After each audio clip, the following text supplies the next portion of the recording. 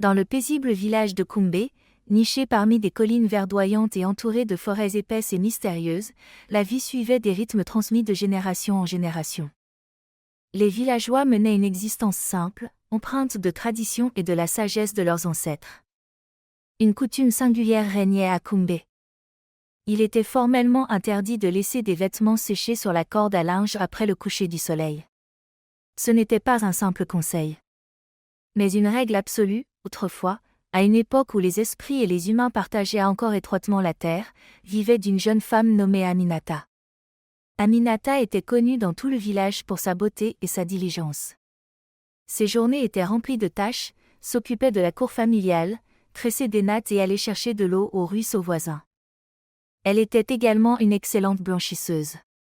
Chaque jour de marché, elle lavait les vêtements de ses voisins les étendant au soleil pour qu'ils sèchent. Son rire était comme une mélodie et sa présence apportait de la joie à tous ceux qui l'entouraient un jour de marché, alors qu'Aminata lavait des vêtements. Le ciel s'obscurcit plus tôt que d'habitude, de lourds nuages annonçaient une pluie imminente. Elle se dépêcha de ramasser les vêtements déjà secs. Mais avant d'avoir terminé, son ami Fatou l'interpella brusquement. « Aminata, viens vite, les anciens convoquent comme tout le village sur la place, c'est urgent. » cria Fatou, visiblement inquiète. Aminata hésita.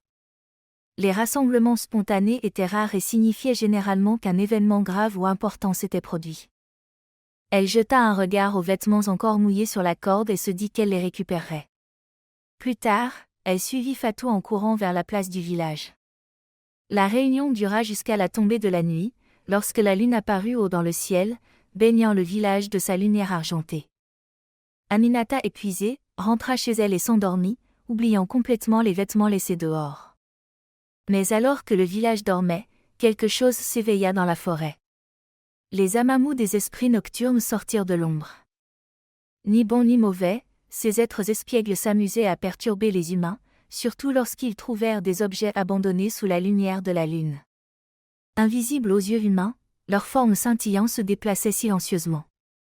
Seuls leurs yeux étranges et perçants révélant leur présence en passant devant la maison d'Aminata, ils aperçurent les vêtements oubliés sur la corde.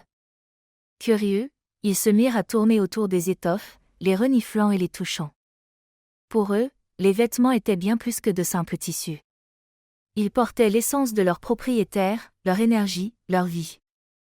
Les amamous, fascinés, commencèrent à jouer avec les vêtements, les modifiant à leur guise. Au matin, lorsqu'Aminata se rappela des vêtements, elle se précipita vers la corde à linge. À sa grande stupeur, certains avaient disparu et d'autres étaient étrangement transformés. Un pagne autrefois coloré était devenu terne et sans vie. Une chemise d'enfant semblait avoir grandi comme si un adulte l'avait portée. La nouvelle de ces étranges événements se propagea rapidement. Les anciens se réunirent pour comprendre ce qui s'était passé. Parmi eux se trouvait Baba Kwasi, le plus sage et le plus âgé du village. Sa voix grave résonna: ceci est l'œuvre des amamous. Ces esprits se nourrissent de l'essence des objets laissés sous la lumière de la lune. Les vêtements sont comme une seconde peau, ils portent une part de notre être. Quand nous les abandonnons la nuit, nous invitons les esprits à jouer avec nos vies. Le village entier fut pris de panique, les mères serraient leurs pagnes contre elles et certains récitaient des prières. Les jours suivants, des événements troublants se multiplièrent. Un chasseur qui avait enfilé l'un des vêtements altérés se perdit mystérieusement dans la forêt. Un enfant tomba gravement malade après avoir été enveloppé dans une couverture laissée dehors. Cette nuit-là même, Aminata se sentit affectée. Sa joie et son énergie s'étaient évanouies, comme si les esprits lui avaient volé une part de son âme. Désespérée, Aminata alla consulter Mama Doumbia. La devineresse du village, avec ses pouvoirs, Mama Doumbia révéla: les esprits sont en colère. Ton imprudence les a offensés.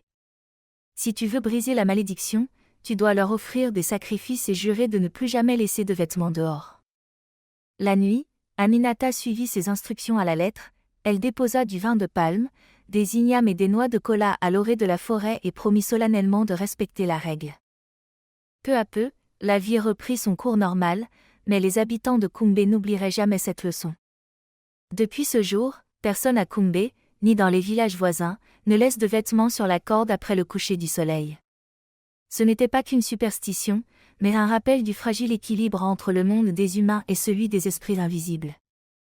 Ainsi, au crépuscule, les habitants de Kumbe veillant toujours à rentrer leurs vêtements, s'assurant qu'aucun fil ne soit laissé à la merci des Amamu. Merci d'avoir suivi cette histoire captivante sur les contes africains de Kumbe.